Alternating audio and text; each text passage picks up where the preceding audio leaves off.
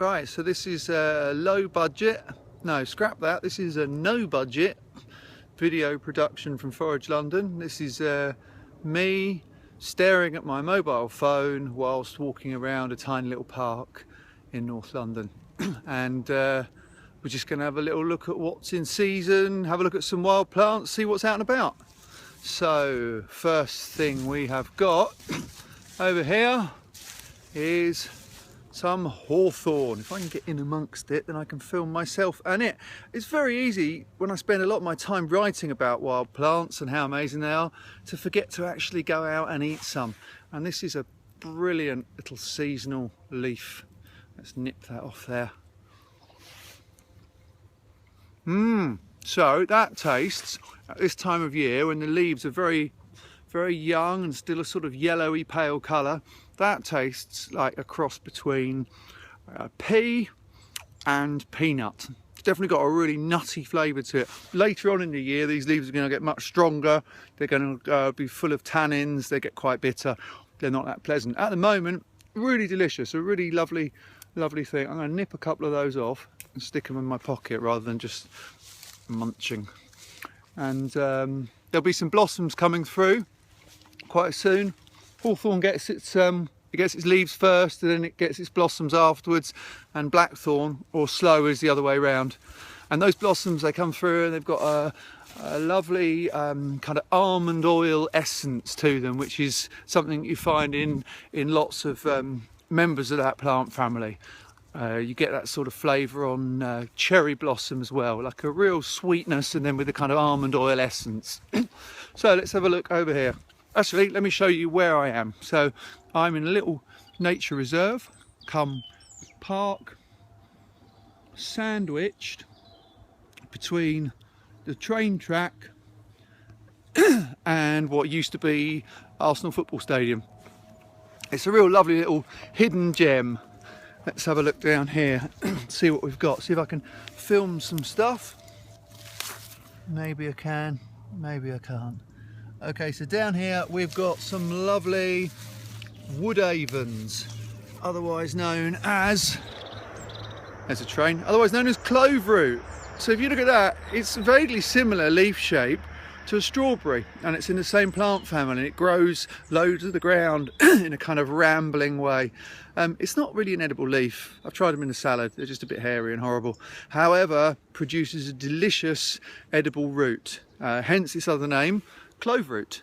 So you can use that as you would do cloves. You can dig the root up and dry the root if you've got permission of the landowner. I wouldn't start digging up the roots here in a nature reserve for sure. And those roots taste somewhere on the cusp of clove and nutmeg and cinnamon, and really useful and a really interesting a native spice, a neglected native spice. Also down there's some lesser celandine, which is a nice little cooked winter green at this time of year. Needs to be cooked. We've also got, there's lots of things growing right here. We've also got red dead nettle, which at this time of the year is really nice. It's a nice mild crunchy salad plant. For most of the rest of the year I think it's horrible. I think it's a bit tastes a bit like cat's wee when the flavour gets strong. Right now, pretty good. Let's do the honest taste test. Yeah, that's lovely. I'd eat a plate full of that. Right, oh, down here we've got some yarrow. Yarrow is an amazing little plant. Let's see if we can look at that. That bit there's a bit of grass. Let's get it out. There we go. There's some yarrow with these lovely feathery, frondy leaves. Yarrow pretends to be a member of the carrot family because it's lower foliage. This stuff looks like carrot tops, and when it flowers it produces umbellifer flowers, which look like little white umbrellas, which are very similar to those in the carrot family, but they're not proper umbels, and it's not a member of the carrot family, but it really does look like one. This is a brilliant plant for numerous reasons. You could use it as a salad plant, you could cook it and use it as a pot herb, you could use its flowers and its foliage as seasoning or as a dried herb. Maybe they're somewhere on the cusp of, in fact, you know, it's a bit of a shame to compare these things to domestic herbs because they're not the same. They have their own flavour. But if you wanted to sort of slot it in somewhere, you might say it was slightly reminiscent of sage, perhaps slightly thymy, slightly rosemary, that kind of band of flavour. It's also a great medicinal herb for somebody like myself who's not a trained herbologist. It's a real kind of go-to herb. If I've got a cold, if I've got a sore throat, if I've got a cut, whatever it is, you can chew a bit of this up, put it on a cut, put it on a bruise. If I get a sore throat, just munch it. There's a very, very slightly medicinal taste to it, but generally it's just a kind of cleansing feel of essential oils like you would get in maybe in a mint or what else, in something like rosemary or thyme or something like that. There goes another train. We've got a lovely little pond here, which later in the year will have some interesting stuff growing on its borders. At the moment we've got the remainders of some mugwort growing here. A lovely old English plant, member of the daisy family. It's got a strong, lovely strong scent to it, maybe lavender meets rosemary, and traditionally used for brewing and as a seasoning. I'm making a film, I'm not mad talking to myself. And yeah, thanks. And yeah, I use it for various things. I discovered relatively recently that it works as a flavour enhancer. So I used dried, you see that? I used dried mugwort and I crunched it up and I put it into a mushroom soup, and it was the most mushroomy mushroom soup I've ever had. It really boosted the flavour, it kind of turned the flavour volume right up. So that was a good use for it. I've made a mugwort mead, which was interesting and slightly psychedelic as well. It made me want to sit down and listen to old Pink Floyd albums, which was an interesting side effect. I've used it for numerous things, and it's a very versatile kind of plant, and very common. One of those things that once you know about mugwort, you see it absolutely everywhere. Now I'm walking through, you see this?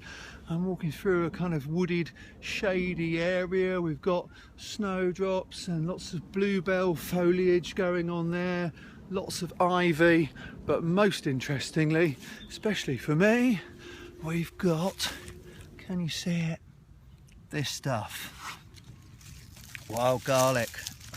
Young wild garlic starting to come through. Let's pull a little bit up so we can have a look at it. This is a it's a forager's dream, this plant. There it is. Really, I shouldn't be uprooting it, but I know that this patch has probably got 10,000, 15,000 plants here, so I'm not that bothered. Now, what do you do with this? Well, it's got 5 different edible crops, which is great in terms of identifying one plant and then being able to return to it for multiple uses. So it's got edible little bulbs, roots on the bottom, edible stems, edible leaves. Later on it will produce some delicious white edible flowers, and when the flowers drop off it will reveal some amazing little green seed heads, and I take those, I collect them, it's quite a laborious task, and I caper them. So basically that means I smoosh them with some salt and leave them for a couple of weeks, then I pickle them in a light vinegar and I make the most amazingly delicious wild garlic capers, which are really hard to share with other people because they're so tasty. The leaves and the stems, you can just sweat them. You could put them in a tart and cook them with some goat's cheese and phyllo pastry. You could make a wild garlic soup with them. You could make wild garlic and nettle soup. I mean, there's absolutely millions of different things that you can do with wild garlic. It's an amazing plant. Unlike a lot of the plants that we forage for that kind of give up their gifts gradually throughout the year, so you might have like young salad leaves and then later on you might get flowers, and then later on you might get seeds or roots or something.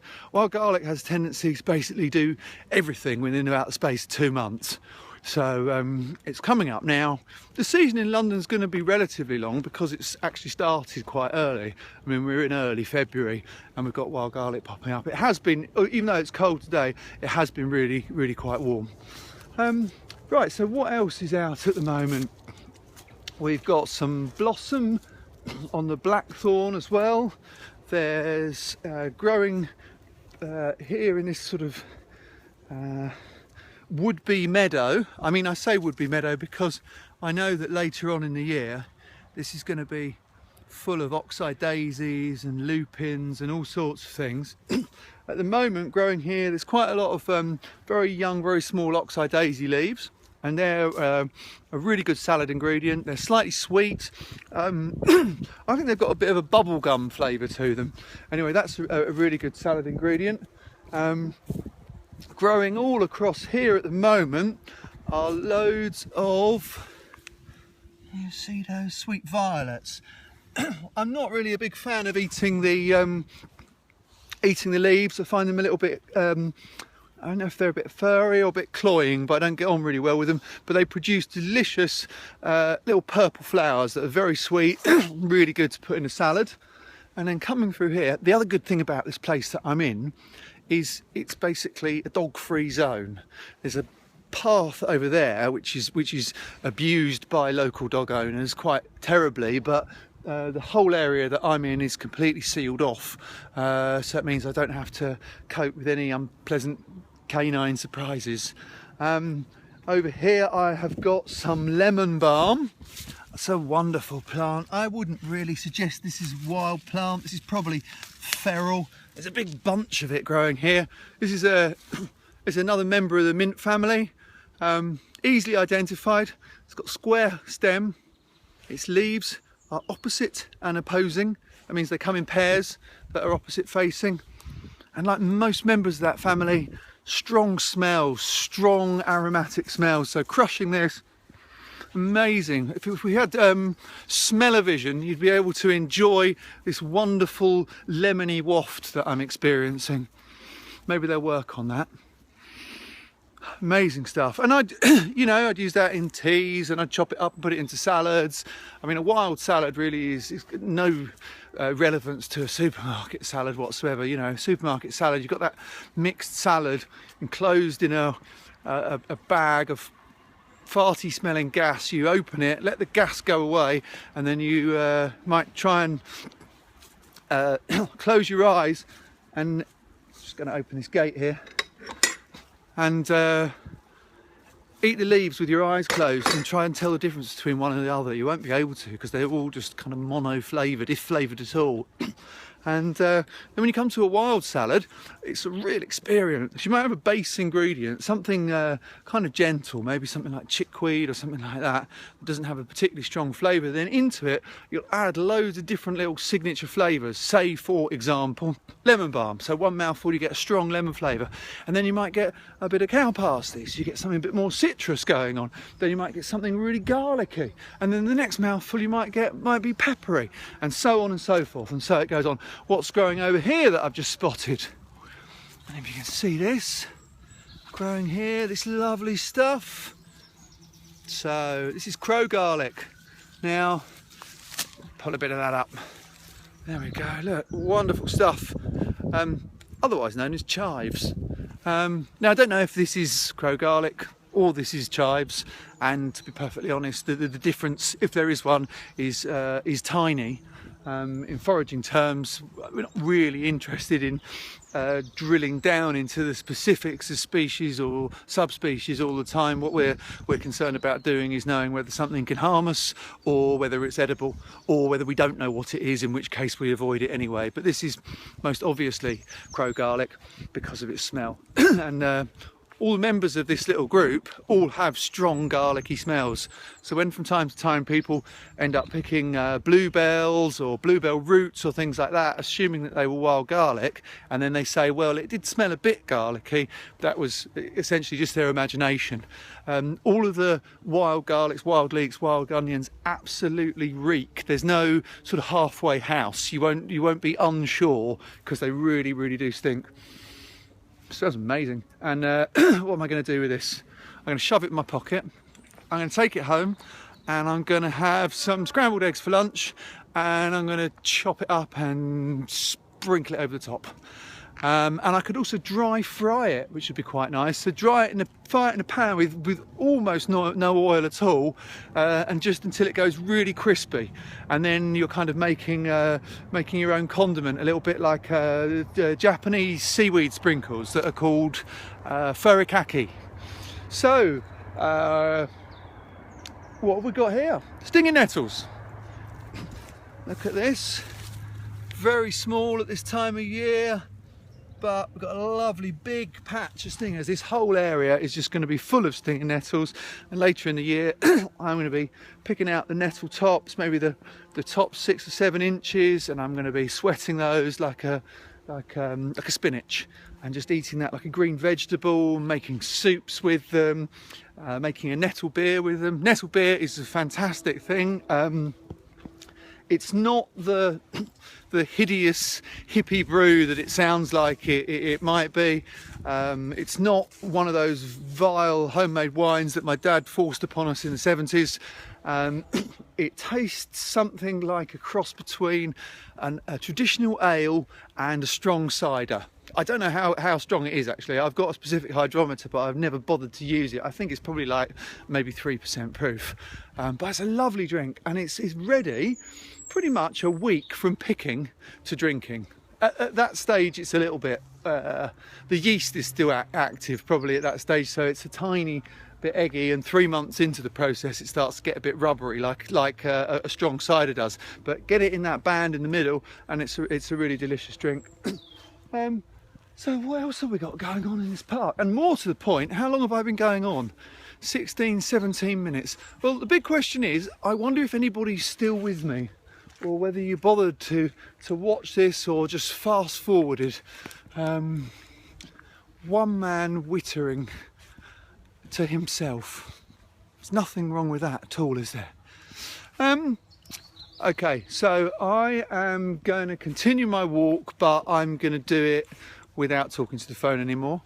And I hope that this was vaguely enjoyable, and that just gives you an idea of how abundant wild food and wild plants are in London, even in mid-February, which you know, foraging is cyclical. The year goes round and round, and there are always things to look at, and there are always things to pick, and nature continues delivering its gifts as the year goes on, and they're all there if we know how to look for them.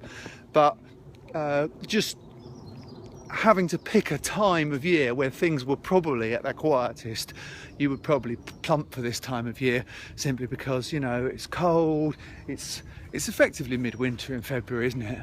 But London and the rest of the country, really, it's an amazing place. We've got oh hello, there's a train.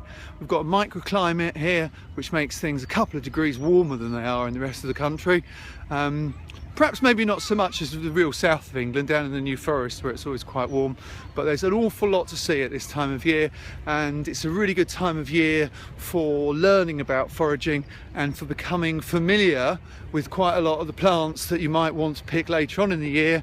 And also later on in the year is a good time of year for becoming familiar with a lot of the plants that you might want to pick at this time of year, because they're always changing and they're always evolving. And the wonderful thing about foraging is learning by repeated visits to the same thing, looking at things as they develop and as the seasons change and as they adapt, and becoming familiar with them in a linear way, learning in a process that's the polar opposite to the internet. So the information isn't readily available to you, it isn't just there at the click of a mouse or a touch of a button. And the way you learn is by gentle repetition, numerous visits to the same place. Your most local green space is the best place to learn. You walk through that and you start to observe it, and you start to get your green vision turned on, and you will see that, like me, you're surrounded, utterly deluged with interesting culinary opportunities and free food and daily inspiration, things to excite your palate and excite your brain. Right, John, shut up, you are going on. If anybody got this far, thanks for watching. Bye.